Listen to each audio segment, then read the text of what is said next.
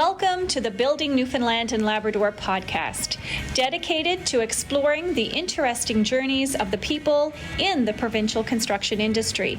Presented by the Newfoundland and Labrador Construction Association, produced by Gale Force Winds. Join us as we chat with the inspirational individuals that ensure the continued growth of the construction industry and the province of Newfoundland and Labrador.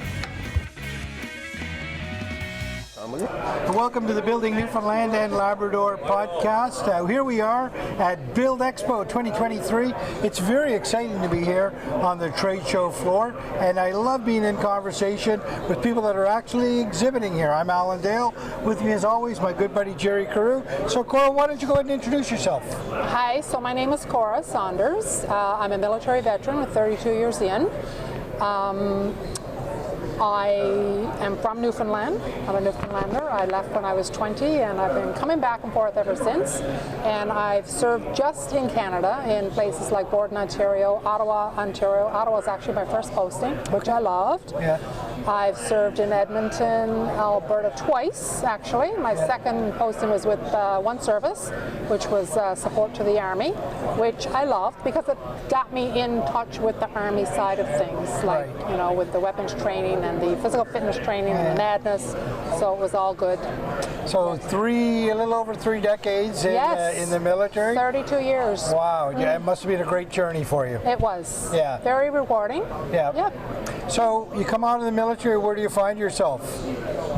All over the place. Is that right? Yes. Sometimes there's too many choices and you're like, what am I going to do? Yeah. So I mean, I floundered for years, often doing this, doing that. I actually went overseas and did some volunteer work, and then I came back and went up north, northern Canada, Northwest Territories, worked there, volunteer and paid jobs with the school, actually teaching, helping with their English and linguistics and that sort of thing.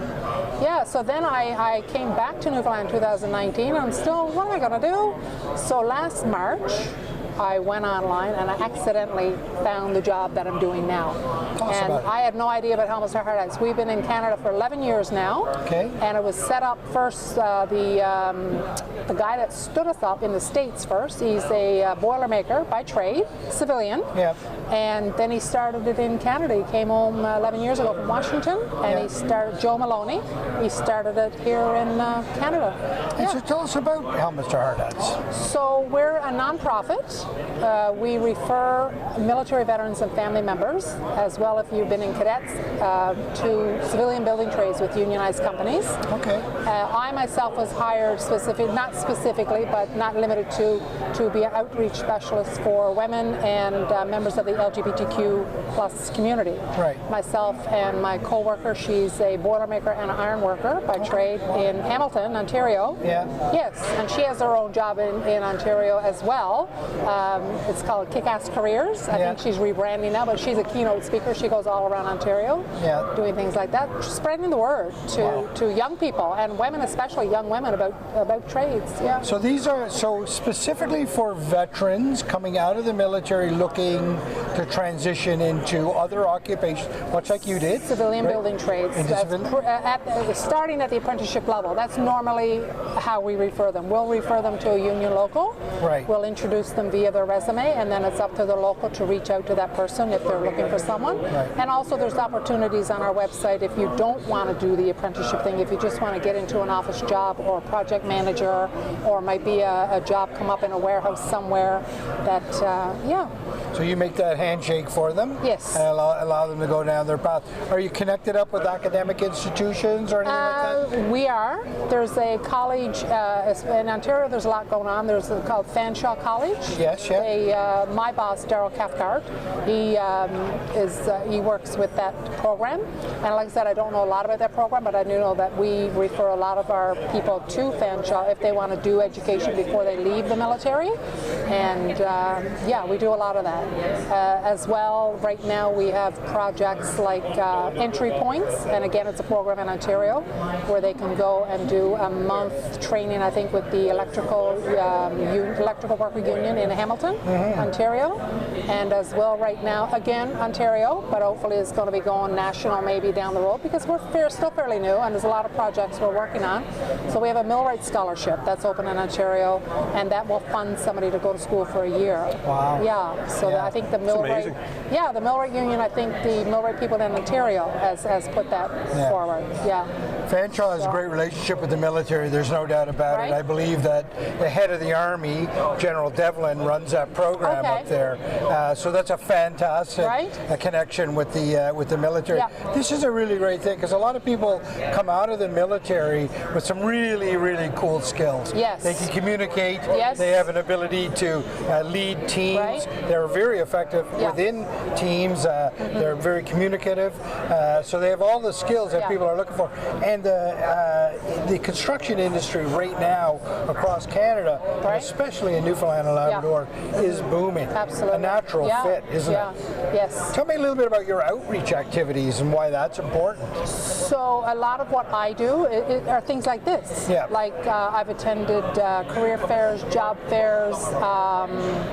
I'm going to be attending the Support Women in Trade Conference in Manitoba in June, I think it is. Wow. And then last year I attended a conference, it's a research conference for veterans all over the world, mental health, and people from all over the world come to this conference. They were in Halifax last year. I was impressed, and we got to sit in on some of the talks and things like that. So this year that's going to be held in Quebec, in Gatineau. So I'll be attending that as well.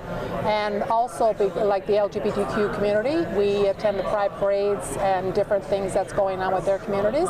Last year I attended the one here in St. John's and the one in New Brunswick, and I'm hoping this year to do the one in St. John's again, and maybe one in Halifax at the very least. Wow. So it must feel great to be solving problems at so many levels for you, right? Yeah. Solving problems of people transitioning out, looking for meaningful careers, and then solving problems of this construction industry, which is in real kind of search for top talent, and they're coming out. Right. Yeah. So yeah, I mean, I worked in the recruiting sector in the military for 10 years, and so it's kind of like now I did that, and now I'm bringing them back out into the civilian world, and it's nice. Like we take them in, like we send a welcome email, and then we'll set up a phone call and talk to them, and just like to find out more of what they're interested in, and then we'll do up an email and we'll refer them to the unions from there. So it is nice talking to the registrants. So specifically on that note, so how do people, both industry people that might be looking for exactly the type of person that you're bringing in, and those veterans, how do they get a hold of you? What is their entry point to talk to you guys?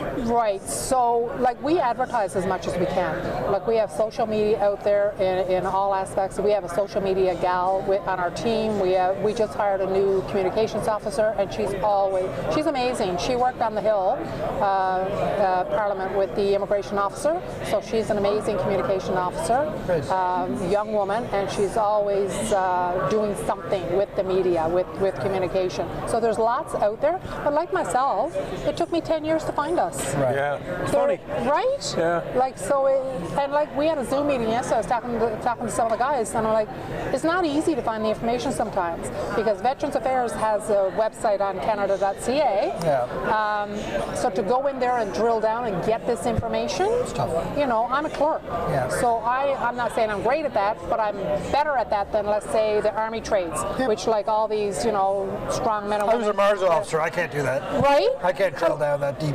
A lot of. I was a logistics officer, so I can do a lot of stuff that he can't. Right? Yeah. So you guys are both in. That's great. Yeah. I got to say this to you. You know, you're incredibly articulate. This role, I can tell, this is made for you, wasn't it, Alan? I've always enjoyed public speaking. It's never bothered me. And I was like what they say. I don't like that word shy. Maybe socially awkward. Yeah. I used to be that kid, but I was never afraid to get up in front of the class because I love languages, and I was never afraid to get up in front of the class. Like if the French teacher had to leave the room, I was one of the students that, and maybe that's why I got bullied. I never thought of that, right? But anyway, yeah. So. Real pleasure being in conversation with you. Thank you for what you're doing, not only for veterans, but thank you for what you're doing for the construction industry largely across our country. Really appreciate you coming on the show. Thank you. Thanks. Thank you for tuning in to the Building Newfoundland and Labrador podcast.